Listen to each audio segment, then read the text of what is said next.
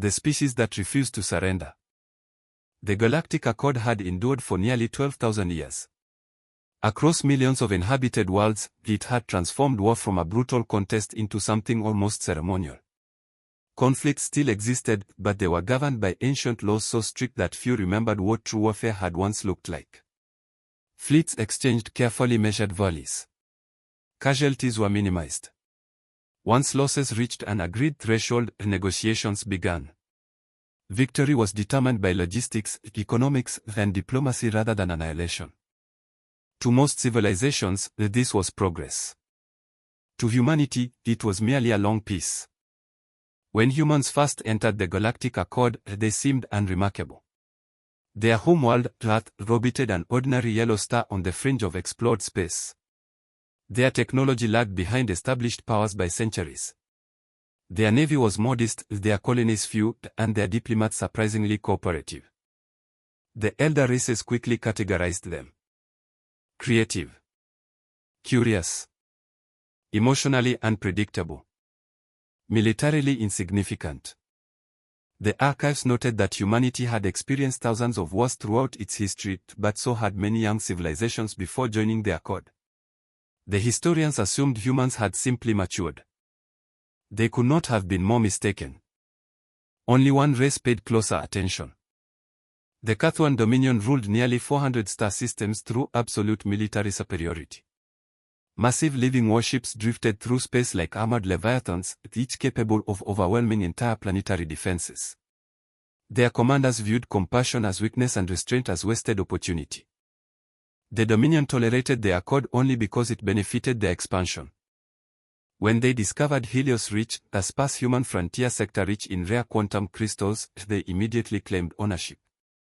The problem was that humans had already settled 3 worlds there. The Dominion demanded immediate evacuation. Human representatives politely declined. Negotiations lasted 31 days. On the 32nd, Dominion fleets entered the system. According to galactic law, they announced their intentions exactly as required. This operation is recognized as a limited territorial correction. The Dominion expects organized resistance lasting no more than 6 standard hours. Civilian losses will be avoided where practical. The transmission was sent to Earth, copied to every member of the Accord, and archived as routine. No one expected history to change that day. On Earth, the emergency session of the United Nations Defense Council lasted only 12 minutes. No shouting. No panic. Just questions. Have civilians begun evacuation? Yes. Can diplomacy still succeed? No. Probability of Dominion occupation? 98%. Silence settled across the chamber. Finally, the oldest person present spoke. General Eleanor Hayes had silver hair, calm eyes, and the quiet confidence of someone who had studied every war humanity had ever fought. She looked around the room before asking a single question. Has anyone informed the Dominion what human history actually looks like? Confused expressions answered her. She nodded slowly. I suspected as much. The room waited. They believe war is a contest. She paused. We know war is survival. No one argued. The authorization passed unanimously. Operation Iron Horizon began. Across Earth, things happened that no foreign intelligence service had predicted. Factories that had produced civilian transport stopped their assembly lines within minutes. Entire industrial districts shifted to military production. Orbital construction yards accelerated projects that had quietly existed for decades. Civilian cargo ships disappeared into restricted docks. Mining corporations surrendered their fleets without negotiation. Artificial intelligences that normally regulated transportation rerouted every supply chain toward strategic objectives. Hospitals expanded emergency capacity. Universities released sealed research archives. All military bunkers, untouched for generations, unlocked automatically. It was as if humanity had rehearsed this moment for centuries. Because they had. Every generation remembered. Every generation prepared. Not because they wanted war. Because history had taught them that someone eventually brings it. 3 weeks later, Dominion scouts reached Helios Ridge expecting frightened colonists. Instead, they found empty cities. Lights still burned. Meals sat untouched on tables. Vehicles remained parked beside homes. Schools stood open. Hospitals had been evacuated with astonishing efficiency. The colonies looked abandoned only hours earlier. Commander Verak frowned. Where are they? Long-range scans detected unusual energy readings beneath the mountains. Deep underground. Far beyond conventional shelters. Before further investigation could begin, every communication satellite above the colonies activated simultaneously. A human face appeared. Not a politician. Not a soldier. An elderly woman wearing ordinary clothing. She smiled warmly. My name is Margaret Collins. I taught history for 43 years. The Dominion officers exchanged puzzled glances. The woman continued. If you're watching this, then diplomacy has failed. She sighed. That disappoints us. Another pause. Before you continue, there is something your commanders should understand. She looked directly into the camera. You have studied our technology. You have analyzed our economy. You have measured our fleets. But you never studied our memory. Behind her appeared images from Earth's past. Ancient battlefields. Burning cities. World wars. Ruined civilizations. Reconstruction. Sacrifice. Recovery. Again. And again. And again. We learned lessons written in blood. We hoped never to use them again. Her expression hardened for the first time. But if someone insists on bringing total war to our doorstep. She stopped. Then they should first understand what total war actually is. The transmission ended. Commander Verak laughed. A psychological performance. His officers laughed with him. None of them noticed that every satellite broadcasting the message had quietly launched dozens of objects no larger than grains of sand. The sensors dismissed them as debris. The objects spread through the Dominion formation. They attached themselves invisibly to hulls. Engines. Weapons. Communication arrays. Each remained completely dormant. Waiting. Back on Earth, General Hayes watched the operation unfold without celebration. A young officer approached. Ma'am, if Phase 1 is complete. She nodded. And the Dominion? They believe they've already won. For the first time that day, Hayes allowed herself the faintest smile. Good. She looked toward the enormous holographic map where hundreds of hidden human fleets were beginning to move through carefully concealed jump corridors. History has always favored the side that mistakes preparation for weakness. Around the command center, thousands of officers worked in complete silence. No speeches. No cheers. Only purpose. Far beyond Helios Ridge, the first wave of humanity's true war machine was already crossing the darkness between the stars. The galaxy still believed it was about to witness another ordinary territorial dispute. Instead, it was about to rediscover a word it had nearly forgotten. War. The first lesson. Commander Verak stared at the tactical display with growing impatience. 3 human colonies lay before the Dominion fleet, their cities eerily intact yet completely deserted. Streets were empty. Spaceports stood open. Industrial complexes showed no signs of sabotage. It looked less like a battlefield and more like a civilization that had simply vanished overnight. It is a trap, one of his officers suggested. Verak folded his 4 arms behind his back. Everything is a trap if you fear shadows. Proceed. The order was given. Hundreds of Dominion landing craft descended through the atmosphere while the massive living warships remained in orbit, their organic armor shimmering beneath the distant sun. Their doctrine had always been simple: establish orbital supremacy, occupy population centers, and force surrender before prolonged resistance could organize. It had worked against every civilization they had ever conquered. Humanity would be no different. Or so they believed.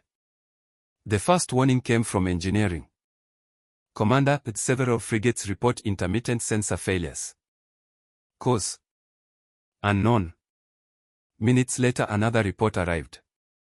Communications between the 3rd and 5th battle groups are experiencing unexplained delays. Again, the technicians found nothing. Then weapons systems aboard 2 destroyers unexpectedly shut down for exactly 12 seconds before restarting normally. The Dominion engineers blamed software errors.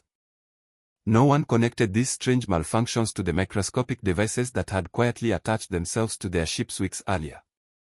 The dormant machines had finally awakened. Not to destroy. To observe. To map. To learn. Every transmission. Every command code. Every weapons protocol. Every weakness. Deep beneath the mountains of Helios Ridge, hidden beneath kilometers of reinforced bedrock, human analysts watched the incoming data with quiet satisfaction. The infiltration network is complete, reported Lieutenant Mayachin. General Eleanor Hayes nodded. Begin Phase 2. A single encrypted command raced across the human fleet. Do not engage. Let them advance. Several younger officers exchanged puzzled looks. They are taking our worlds, one whispered. Hayes overheard him. No. She calmly pointed to the display. They are taking empty ground.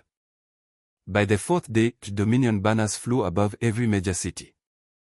Commander Varak transmitted his victory report to the Galactic Accord. Helios Reach has been secured with minimal resistance.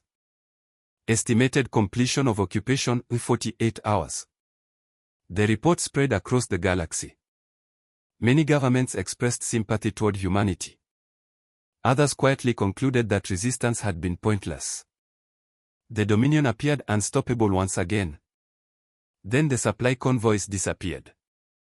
The first convoy consisted of 30 cargo vessels escorted by 6 destroyers.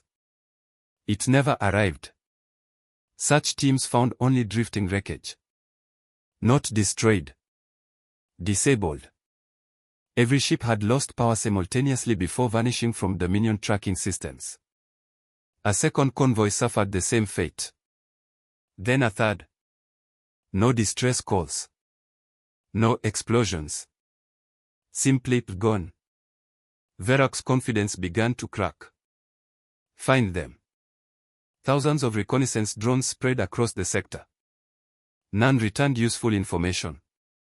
Because the attacks were not happening in open space. Human forces struck only inside dense nebulae, asteroid fields, gravitational anomalies, and regions where conventional sensors became unreliable. They attacked for less than 90 seconds. Disabled engines. Captured supplies. Vanished. Never remaining long enough for retaliation. What kind of strategy is this? One Dominion admiral demanded. No one answered. General Hayes watched recordings of each engagement. Her staff expected celebration. Instead she frowned. They are adapting too slowly. An intelligence officer looked surprised. Ma'am, we've intercepted 43 convoys. They'll eventually stop sending them. Silence. Hayes continued. Victory isn't achieved by embarrassing your enemy. She enlarged the Dominion logistical network. It's achieved by making him feed himself.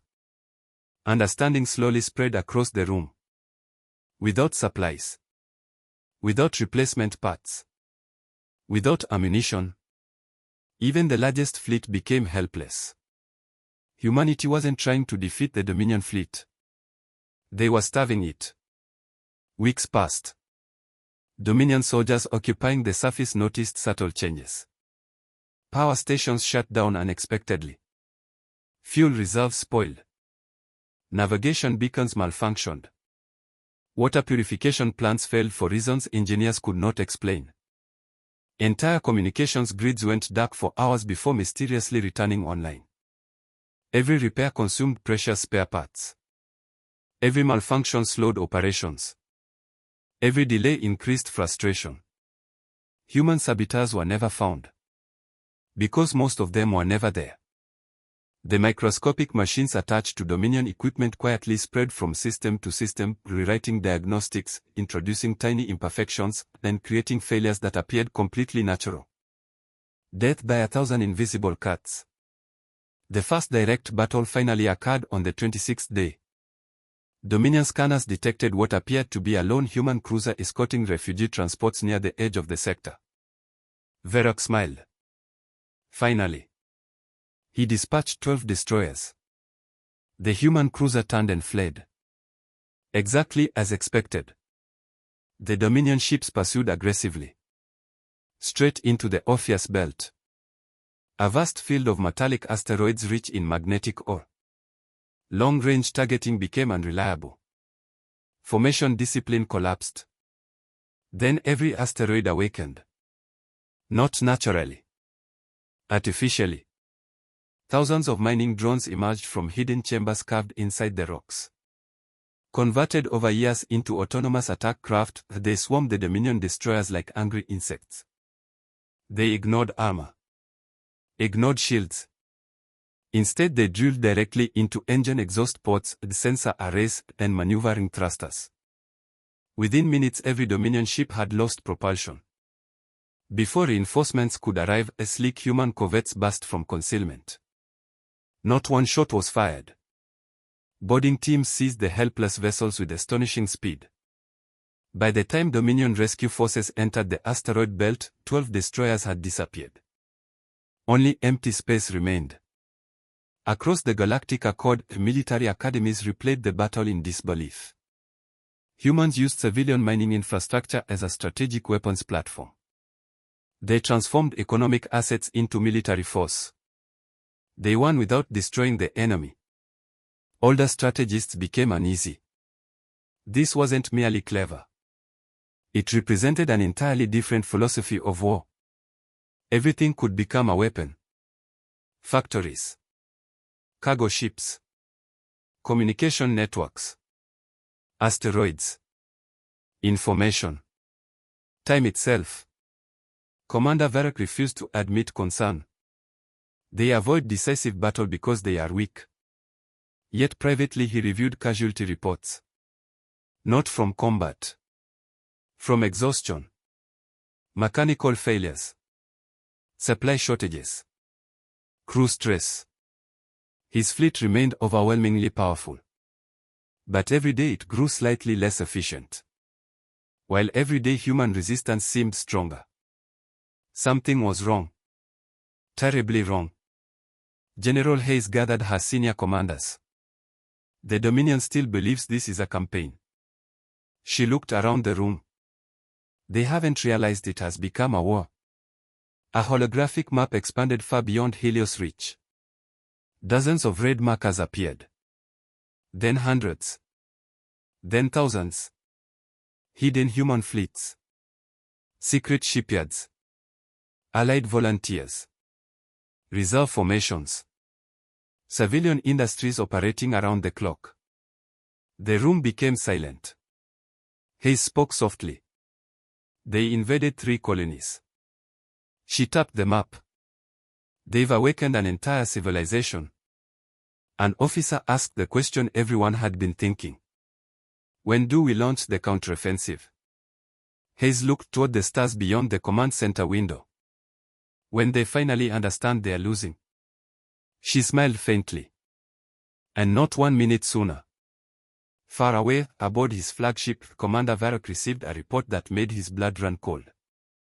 7 more battle groups had vanished. Not destroyed. Simply gone.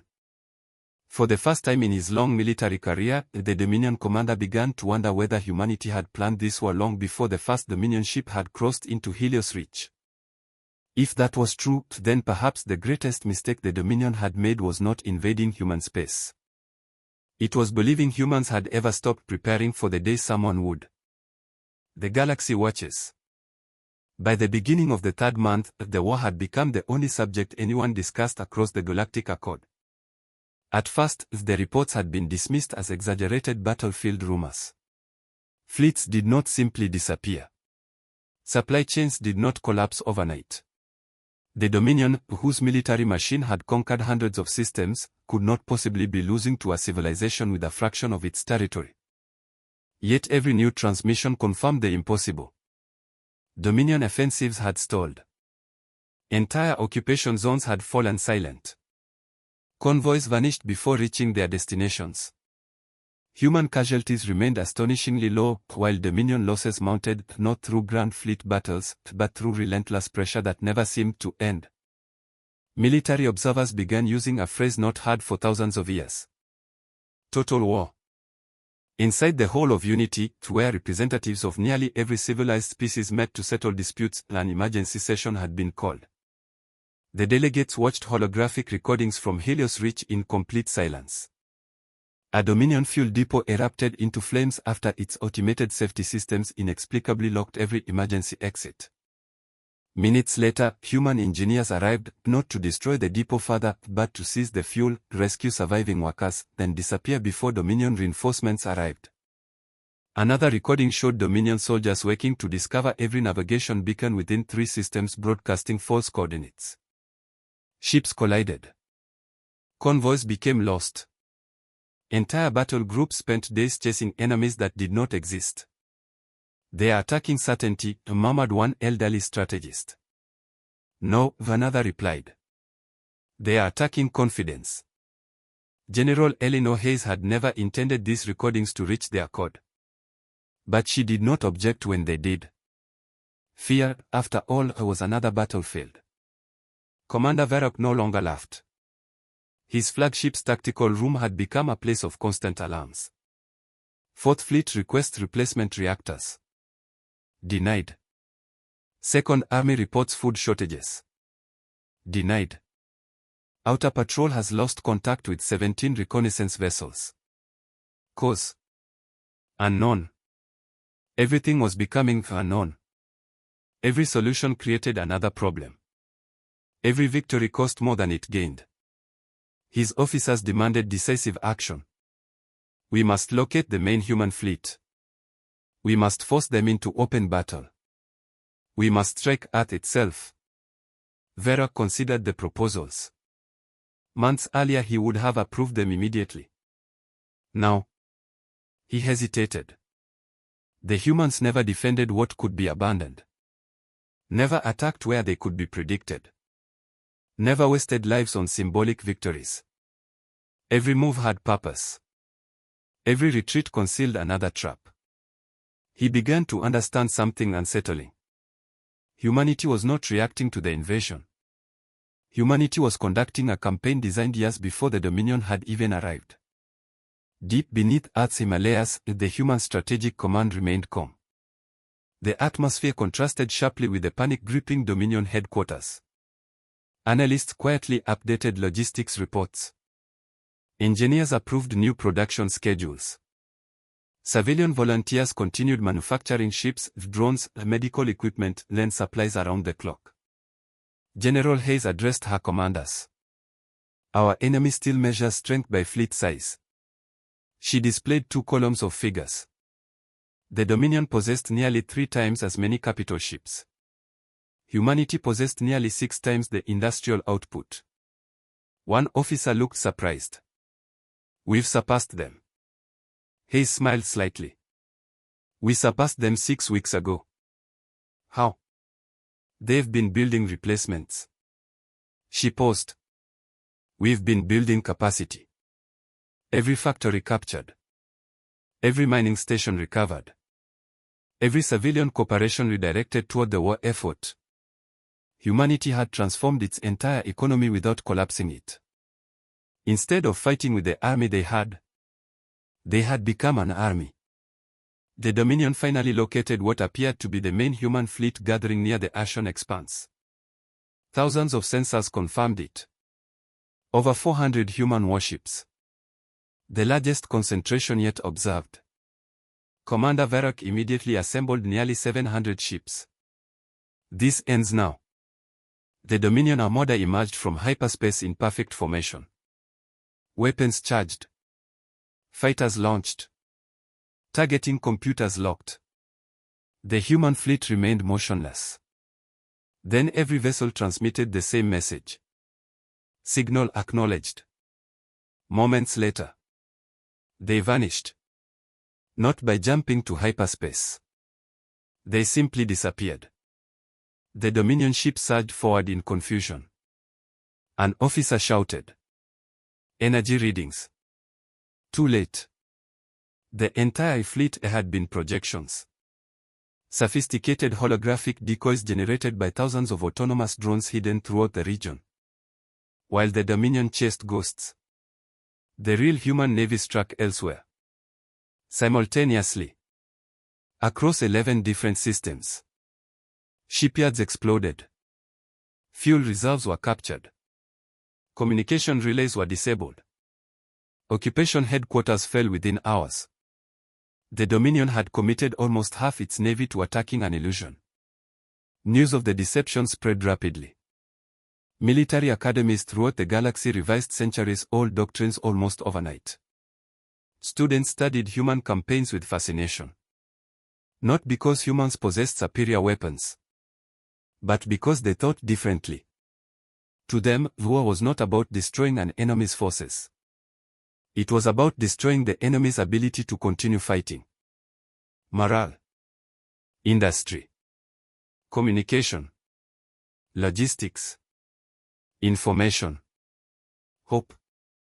Everything mattered. Everything became a battlefield. Commander Varrock stood alone on the observation deck of his flagship. For the first time in decades, he looked tired. An intelligence officer approached cautiously. "Commander, we've intercepted another human transmission." "Play it." The screen illuminated. General Eleanor Hayes appeared. Not in uniform. Simply standing beside an old memorial engraved with thousands of names. Her voice remained calm. "You still believe victory belongs to whoever possesses the largest fleet?" She touched the weathered stone. "These people taught us otherwise." Images appeared beside her. Cities rebuilding after devastation. Families planting crops in ruined fields. Doctors treating enemies alongside allies. Workers assembling ships through the night. Children studying history. War is not won by those who refuse to suffer. It is won by those who endure suffering longer than their enemy. She looked directly into the camera. "You came expecting surrender. You found determination. You came expecting frightened colonists. You awakened an entire species." The transmission ended. No threats. No celebration. Only certainty. That night, Dominion intelligence finally uncovered humanity's greatest secret. The hidden production yards. Massive shipyards concealed inside hollowed asteroids. Factories beneath oceans. Orbital complexes disguised as civilian infrastructure. Reserve fleets scattered across hundreds of systems. The report was delivered directly to Commander Varrock. He read it twice. Then a third time. Finally, he whispered words none of his officers had ever expected to hear. "We cannot win." Silence filled the bridge. An admiral protested. "We still possess superior numbers." Varrock slowly shook his head. "No." He looked toward the stars. "We possess superior numbers today." He placed the report onto the tactical table. "They possess superior tomorrow." For the first time since the invasion began, the Dominion understood the truth. Humanity had never intended to win a single battle. Humanity intended to win the future. And the longer the war lasted, the stronger humanity became. The fire at Earth's door. The Dominion High Council had never considered retreat. For generations, retreat had been a word reserved for weaker civilizations. Empires expanded or they collapsed, as there was no middle ground. Every military doctrine, every political tradition, every lesson taught to Dominion officers rested upon a single assumption. Strength ended resistance. But humanity had rewritten the equation. The longer the campaign continued, the weaker the Dominion became. Supply depots stood empty. Replacement ships took months to arrive. Entire occupation forces were isolated, surviving only because human commanders deliberately allowed humanitarian aid to reach them. Every attempt to regain the initiative seemed to play into another carefully prepared human strategy. The High Council gathered aboard the Fortress World Current Prime. The debate lasted 17 hours. Some argued for negotiations. Others demanded reinforcements. A handful suggested abandoning Helios Reach altogether. The oldest counselor silenced them all. If we withdraw now, he said, every power in the galaxy will see that the Dominion can bleed. That possibility was unacceptable. Only one option remained. Strike Earth. Destroy the heart of humanity. Force surrender before the war consumed the Empire itself. The order was approved unanimously. Within days, the largest Dominion armada ever assembled entered hyperspace. More than 3,000 warships. Thousands of escorts. Carrier groups stretching for millions of kilometers. Planet-cracking siege platforms. Reserve fleets recalled from distant frontiers. The objective was brutally simple. Reach Earth. Overwhelm its defenses. End the war in a single decisive blow. Across the Galactic Accord, governments watched the fleet's progress with dread. Many believed humanity had finally been cornered. Others feared the destruction of Earth would plunge the galaxy into chaos. General Eleanor Hayes watched the same intelligence reports in silence. Her staff waited anxiously. One young commander finally asked the question everyone was thinking. Should we recall every fleet to defend Earth? Hayes shook her head. No. The room fell quiet. We defend Earth, she said, by ensuring they arrive exactly where we want them. The Dominion Armada emerged from hyperspace at the edge of the Sol system. Commander Varrock, now visibly aged by months of relentless warfare, stood upon the bridge of his flagship. His tactical display filled with icons. Earth. Mars. The orbital habitats. Defense satellites. Shipyards. Everything lay before him. It seemed strangely vulnerable. There was no overwhelming battle line waiting to meet him. No enormous wall of battleships. No desperate final stand. His chief officer frowned. Commander, their fleet numbers are far below our estimates. Varrock's instinct screamed. Maintain maximum sensor alert. Before anyone could respond, every star in the tactical display disappeared. Not physically. Electronically. Every sensor aboard every Dominion vessel went blind. Navigation systems failed. Targeting computers rebooted. Communication arrays dissolved into static. The microscopic machines that had infiltrated Dominion technology months earlier received their final command. Activate. Panic spread through the armada. Entire squadrons drifted without coordination. Weapons refused firing commands. Shield harmonics fluctuated wildly. Some ships mistook friendly vessels for enemies. Others lost all awareness of nearby formations. Engineers fought desperately against failures that seemed impossible to diagnose. Then Earth's silence ended. Thousands of concealed platforms emerged from the dark side of the moon. Asteroids near Mars unfolded into hidden missile batteries. Commercial cargo stations transformed into drone carriers. Civilian tugboats revealed railguns hidden beneath modular hull plating. Orbital construction yards released dozens of newly completed warships that had appeared, until that moment, to be unfinished industrial projects. Humanity had hidden its defenses in plain sight. Every dock. Every station. Every transport. Every mining platform. Everything had been built with a second purpose. The Dominion had spent months studying Earth's visible military. They had never imagined the invisible one. General Hayes addressed every human commander simultaneously. No unnecessary sacrifice. No pursuit beyond operational limits. We end this by breaking their ability to fight, not their desire to live. The order reflected humanity's oldest lesson. Victory achieved through destruction alone rarely lasted. Victory built upon restraint often did. The Battle of Seoul became unlike anything the galaxy had ever witnessed.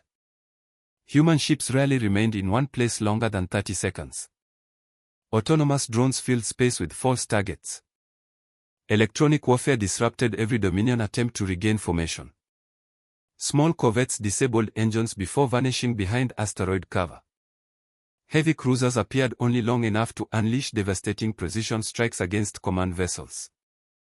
Medical ships operated just behind the front lines, rescuing wounded personnel from both sides whenever combat briefly subsided. Observers across the Accord watched in disbelief. Humanity fought with extraordinary ferocity. Yet every action remained disciplined, calculated, purposeful. War to humans was never uncontrolled violence. It was controlled determination. Commander Varrock struggled to restore order. His flagship still functioned better than most. He watched one battle group after another disappear from the tactical display, not destroyed but surrounded, disarmed, and boarded. His communications officer looked at him in despair. "We can still order orbital bombardment." Varrock closed his eyes. He remembered Margaret Collins, the history teacher. "We hoped never to use these lessons again." Only now did he truly understand. Humanity had never glorified war. They feared it precisely because they understood it. Every terrible lesson purchased by generations before them had been preserved, not to seek conquest, but to ensure survival if peace failed. He lowered his head. "Transmit to every Dominion vessel." The bridge fell silent. "Order a ceasefire." An admiral protested immediately. "Commander, we still possess nearly 1,500 combat-capable ships." Varrock looked toward the blue wall hanging beyond the viewport. "And they possess something greater." "What?" He answered quietly. "The will to continue." The ceasefire request reached Earth's command network within minutes. General Hayes read the message twice. Around her, exhausted officers waited for instructions. Some expected celebration. Others demanded complete victory.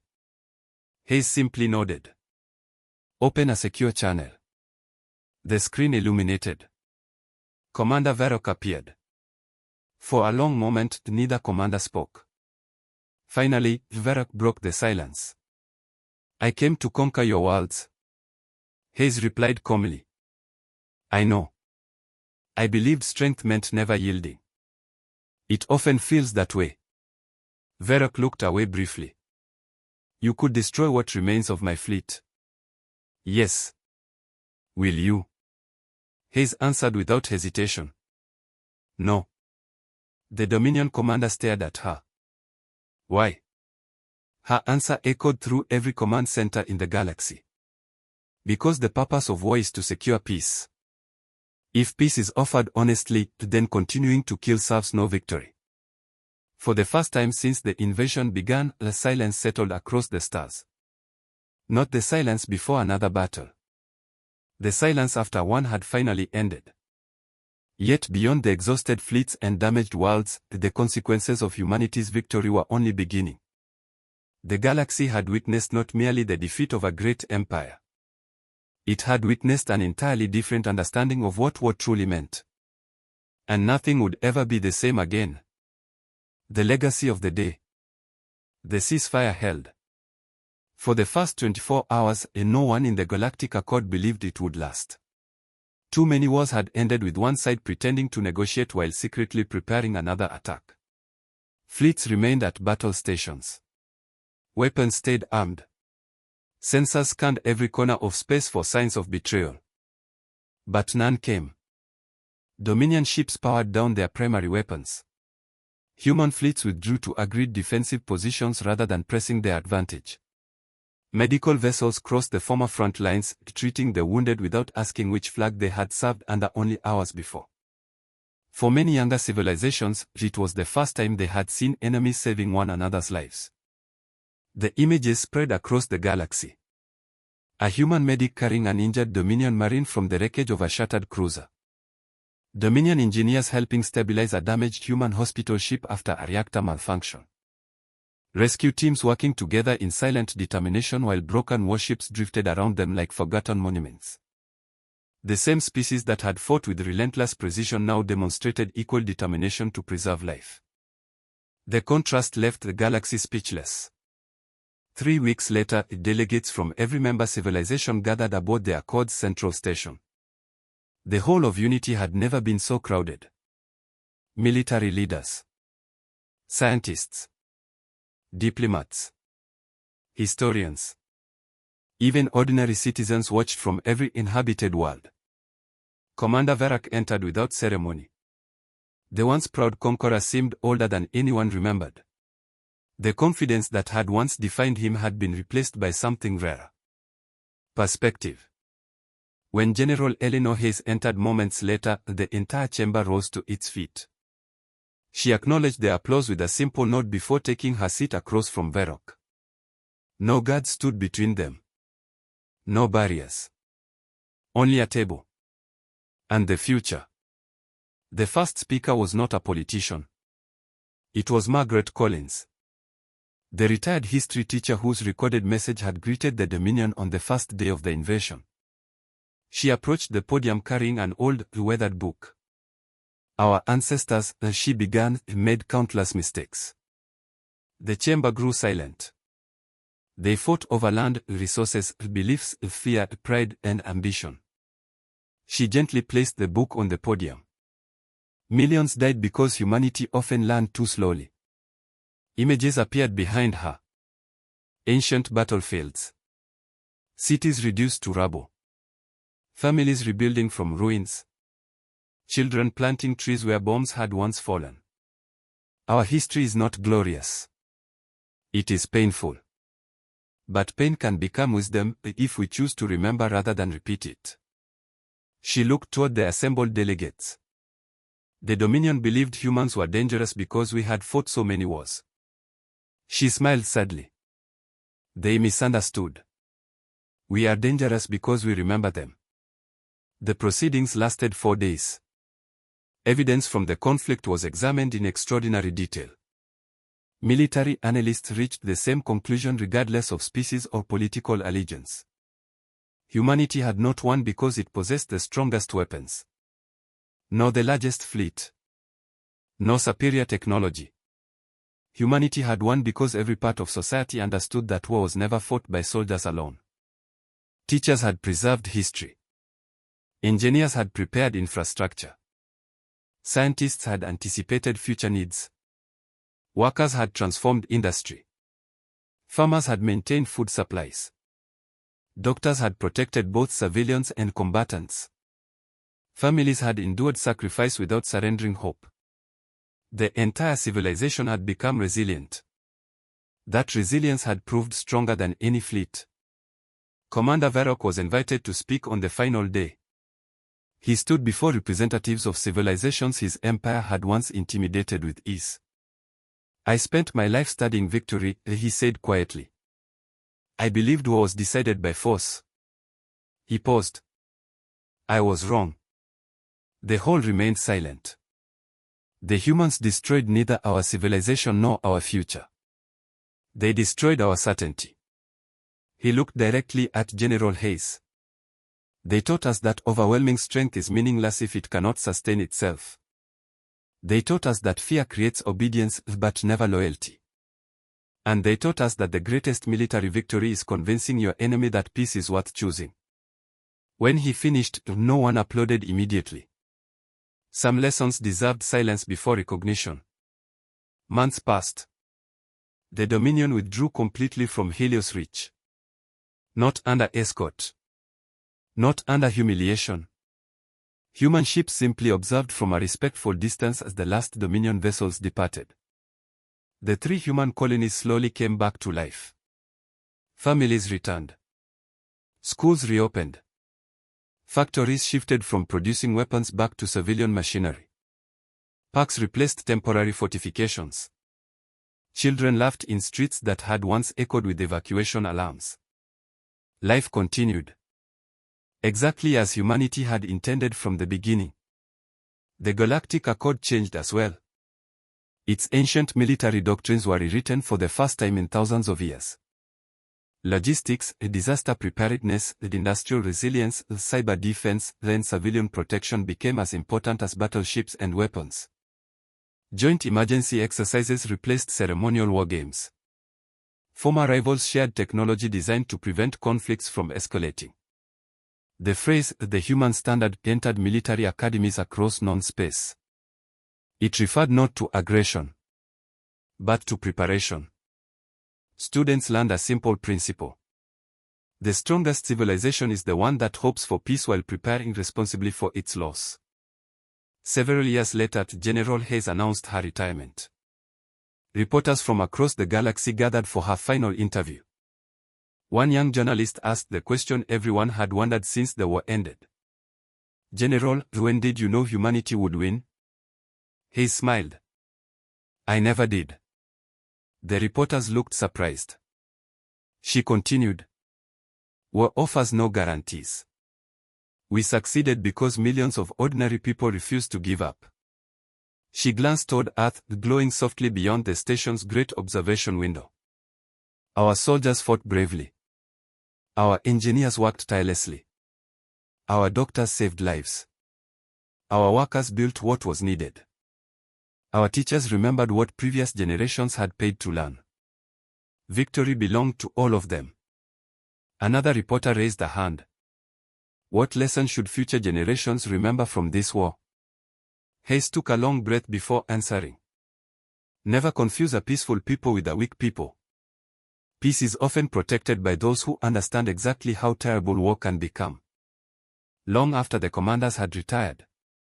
Long after the damaged fleets had been recycled into peaceful vessels. Long after Helios Reach had become a thriving frontier once more. Students throughout the galaxy continued to study the conflict. History books described it as the war that transformed interstellar civilization. Not because humanity had conquered an empire. Not because new weapons had been invented. But because an old truth had been rediscovered. War was never about glory. Never about revenge. Never about proving superiority. It was the failure of every better option. And when it became unavoidable, victory belonged not to those who loved war the most, but to those who understood its cost the best. Across Earth, the memorial dedicated to the defenders of Helios Reach bore a single inscription. Visitors from every species stopped to read it. Many stood there for a long time before quietly leaving. The words were simple. We prepared for war so that peace could survive. From that day forward, no civilization in the galaxy underestimated humanity again. Not because humans possessed the most powerful fleets. Not because they had the deadliest weapons. But because, on the day peace failed, humanity reminded the stars of something almost forgotten. War was not chaos. War was resolve. War was sacrifice. War was endurance. And if peace had to be defended, there was no force in the galaxy more determined than a united humanity. That was the day humans showed the galaxy what war really meant.